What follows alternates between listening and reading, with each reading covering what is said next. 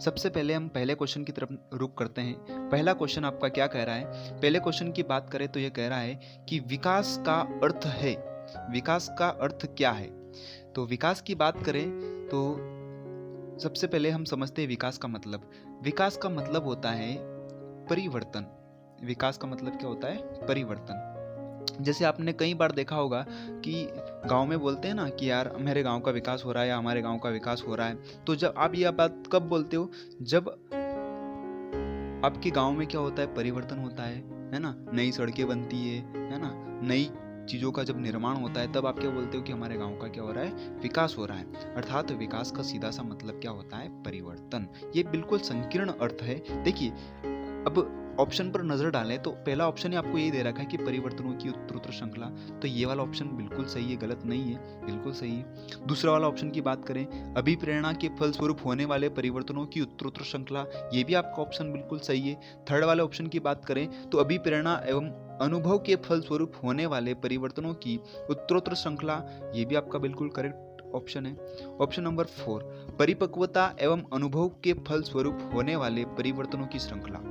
यहाँ पर चारों ही ऑप्शन बिल्कुल करेक्ट है।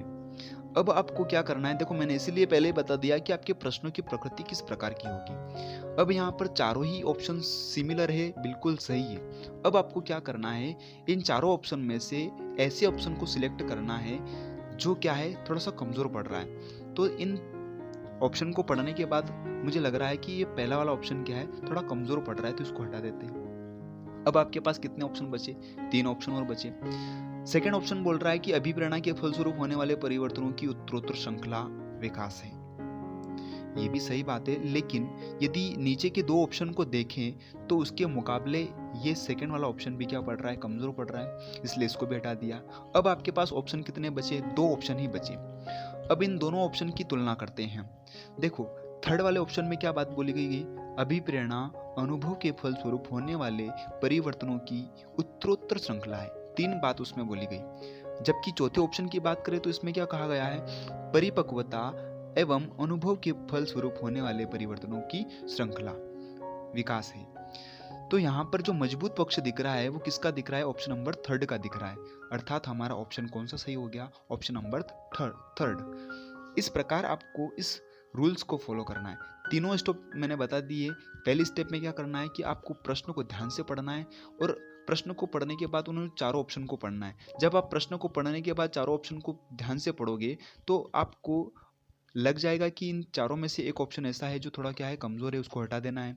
सेकंड स्टेप यहाँ से चालू हो जाएगी। अब 3 ऑप्शन है, इन तीनों ऑप्शन में से भी आपको क्या करना है? एक रिमूव करना है और वही तुलना करके देखना है कि इन तीनों में से कमजोर पक्ष किसका है, उसको हटा देना है।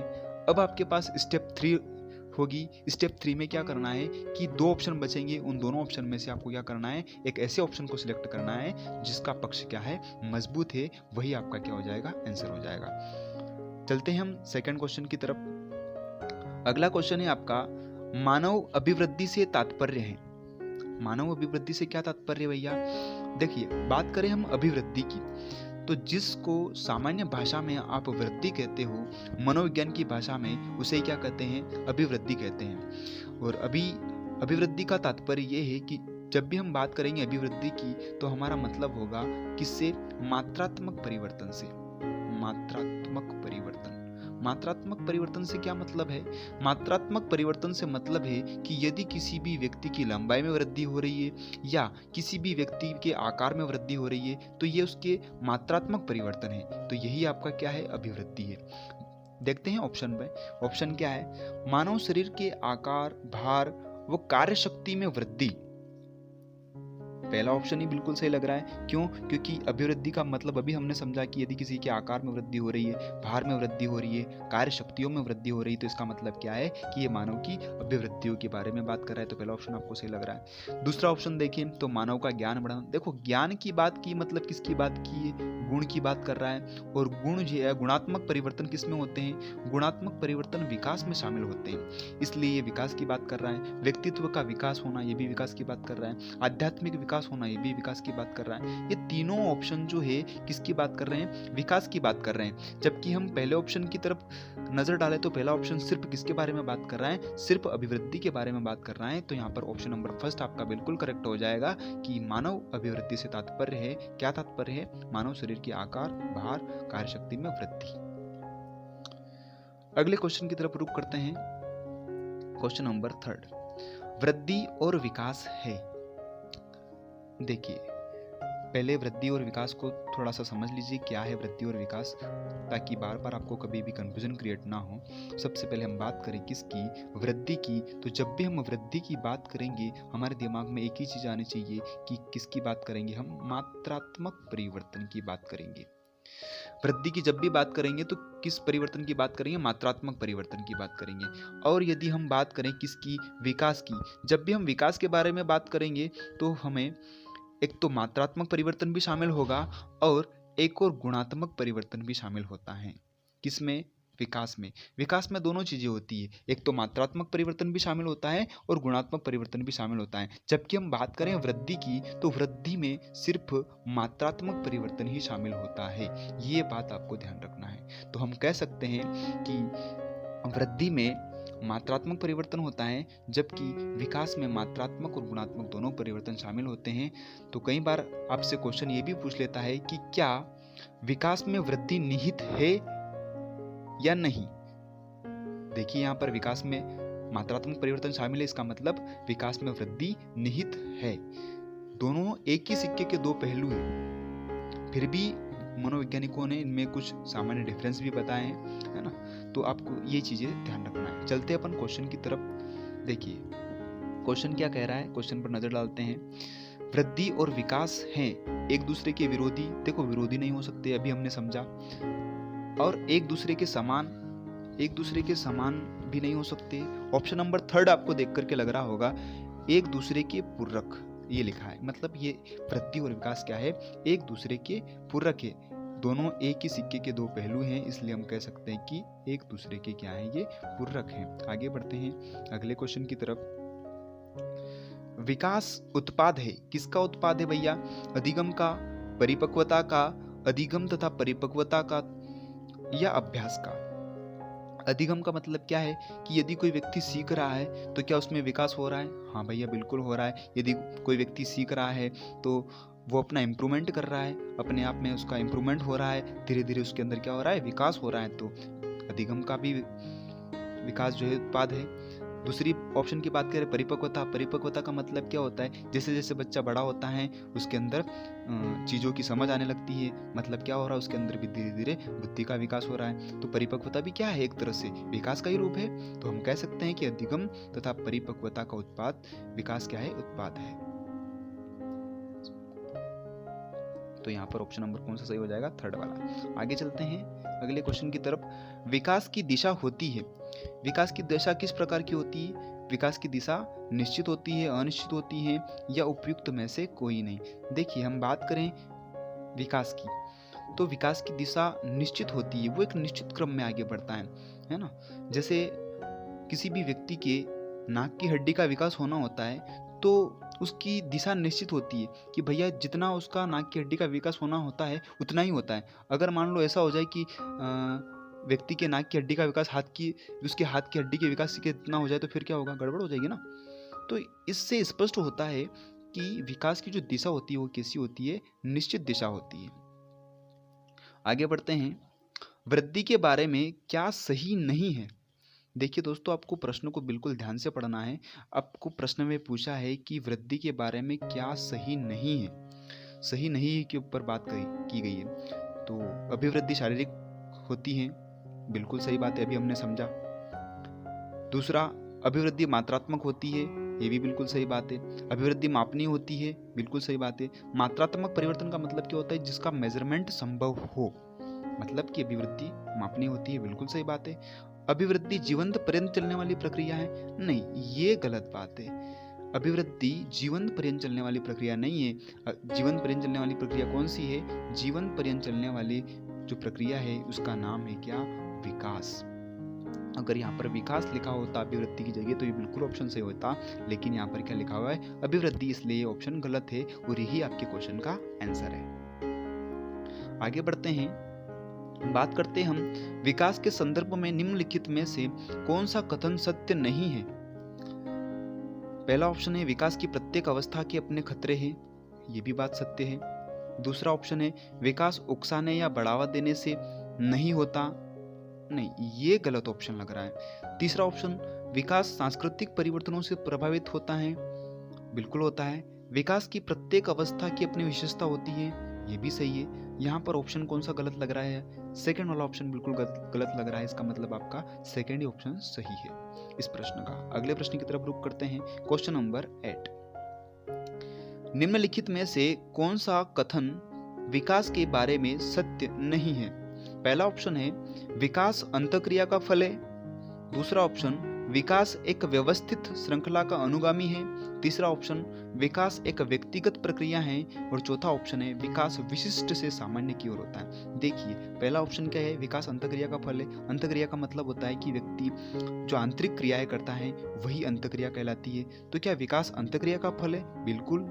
अगर वह विभिन्न प्रकार की आंतरिक क्रियाओं से सीख रहा है तो इसका मतलब क्या है, विकास हो रहा है उसका। तो ये पहला वाला ऑप्शन सही है। दूसरा वाला ऑप्शन, दूसरे ऑप्शन में क्या बोला उसने, विकास एक व्यवस्थित श्रृंखला का अनुगामी है। व्यवस्थित का मतलब क्या है कि विकास एक स्टेप बाय स्टेप प्रोसेस है।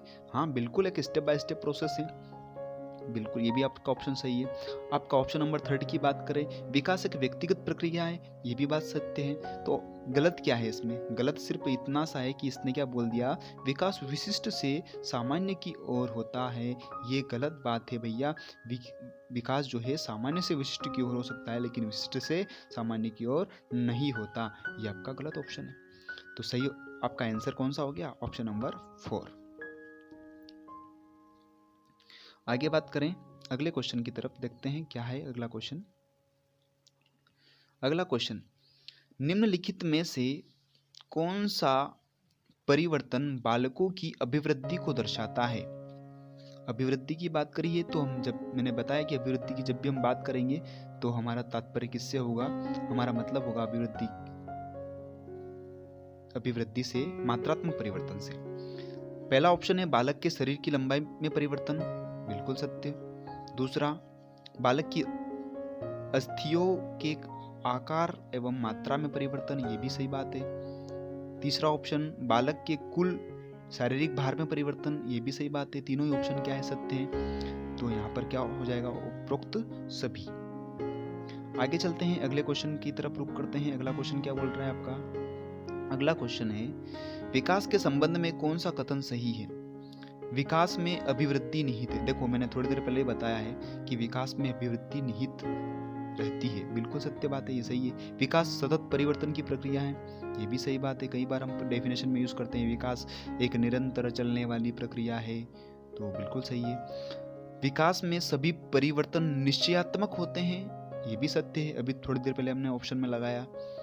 विकास एक जीवन पर्यंत चलने वाली प्रक्रिया है, ये भी सत्य बात है। तो यहाँ पर चारों ही ऑप्शन सही है, इसका मतलब आपका ऑप्शन नंबर कौन सा सही हो जाएगा, उपर्युक्त सभी सही है। आगे बढ़ते हैं, प्रश्न क्रमांक 11, मानवीय मूल्यों जो प्रकृति में सार्वत्रिक है के विकास का अर्थ है।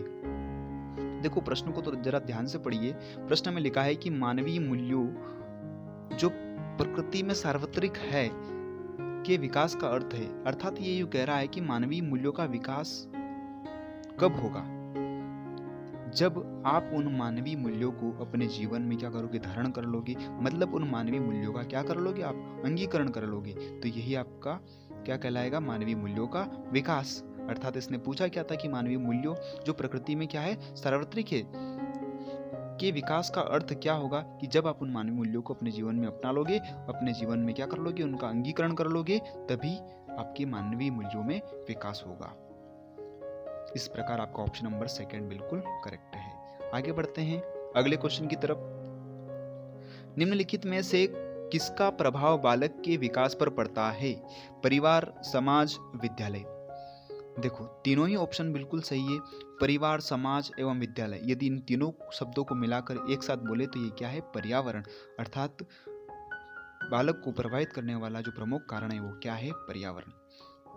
आगे बढ़ते हैं। देखो यहाँ पर तीनों ही ऑप्शन सही हो जाएंगे, परिवार, समाज, विद्यालय, मतलब कि इसका आपका सही ऑप्शन कौन सा हो जाएगा? ये सभी। आगे बढ़ते हैं अगले क्वेश्चन की तरफ। अगला क्वेश्चन क्या है? मानव विकास को प्रभावित करने वाला प्रमुख कारक। ये क्वेश्चन बहुत इंपॉर्टेंट है। ये आरटेट 2012 में पूछा हुआ क्वेश्चन है। आरटेट 2012 में आया हुआ क्वेश्चन है और कई बार ये क्वेश्चन गलत हो जाता है। क्यों क्वेश्चन गलत हो जाता है? क्योंकि यहाँ पर क्या है, मानव विकास को प्रभावित करने वाला मुख्य कारक के बारे में पूछा है। किसके बारे में पूछा है? मानव विकास को प्रभावित करने वाले मुख्य कारक की बात कर रहे हैं। तो मुख्य कारक क्या है? पर्यावरण। क्यों? क्योंकि वातावरण ही सबसे मुख्य कारक है व्यक्ति को प्रभावित करने वाला, व्यक्ति के अधिगम को प्रभावित करने वाला। या यदि ऑप्शन ऐसा भी दे दे कि बुद्धि को प्रभावित करने वाला मुख्य कारक, या आपको ऑप्शन ऐसा दे दे अधिगम को प्रभावित करने वाला मुख्य कारक, या आपको ऑप्शन यहाँ पर क्वेश्चन दे रखा कि विकास को प्रभावित करने वाला मुख्य कारक, जब भी आपको प्रश्न में मुख्य शब्द दिख जाए तो आपको ऑप्शन कौन सा लगाना है? वातावरण। या वातावरण अगर ऑप्शन में नहीं हो तो फिर क्या रहेगा? आपके वहाँ पर पर्यावरण लिखा होगा, तो आपको आंसर कौन सा बताना है? पर्यावरण को बताना है। क्यों? क्योंकि पर्यावरण ही मुख्य कारक है विकास को प्रभावित करने वाला, बुद्धि को प्रभावित करने वाला और अधिगम को प्रभावित करने वाला। देखो तीनों क्वेश्चन एक साथ बता दिए मैंने। आगे बढ़ते हैं अगले क्वेश्चन की तरफ। देखिए एक बात और ध्यान रखिए, अगर मान लो क्वेश्चन आपको सिर्फ ऐसा पूछता क्या कि मानव विकास को प्रभावित करने वाला कारक, तो ऐसी कंडीशन में यदि ये चारों ऑप्शन दिए जाते तब आपका ऑप्शन कौन सा सही हो जाता? ऑप्शन नंबर 3, वंशानुक्रम एवं वातावरण। दोनों ही घटक इंपॉर्टेंट है, लेकिन यदि वो पूछ लेता क्या कि मुख्य कारक कौन सा है, जैसे कि यहाँ पे प्रश्न में भी क्या पूछा है कि मुख्य कारक कौन सा है, तो मुख्य कारक की जब भी बात करेंगे तब हम आंसर क्या बताएंगे? पर्यावरण या वातावरण। तो उम्मीद करता हूँ समझ में आया होगा। आगे बात करते हैं अगले क्वेश्चन की तरफ। विकास के अधिगम सिद्धांत का प्रतिपादन किसने किया? Option first James Trevor, option second Robert Richards Sears. देखिए यही सेकंड ऑप्शन ही आपका सही है। विकास के अधिगम सिद्धांत का प्रतिपादन किसने किया? रॉबर्ट रिचर्डसन सीयर्स ने इस सिद्धांत को प्रतिपादन किया। ऑप्शन नंबर सेकंड आपका बिल्कुल करेक्ट है। अगले क्वेश्चन की तरफ मूव करते हैं। अगला क्वेश्चन क्या है आपका? देखिए अगला क्वेश्चन है, सार्थक अधिगम की प्रक्रिया विकास की किस अवस्था से प्रारंभ होती है? सार्थक अधिगम की प्रक्रिया, अधिगम की बात करें तो बच्चा कब से सीखना प्रारंभ हो जाता है? सार्थक रूप से कब से सीखना शुरू कर देता है? तो बच्चा शैशवा अवस्था से ही सीखना प्रारंभ कर देता है और शैशवा अवस्था में ही बच्चा स्थायी रूप से सीखता है। जब शैशवा अवस्था होती है तब बच्चे को कोई भी बात वो सीखता है तो उसके मेमोरी में स्थायी रूप से बैठ जाती है और वो लंबे समय तक उसको याद रहती है। दोस्तों इस वीडियो में इतना ही।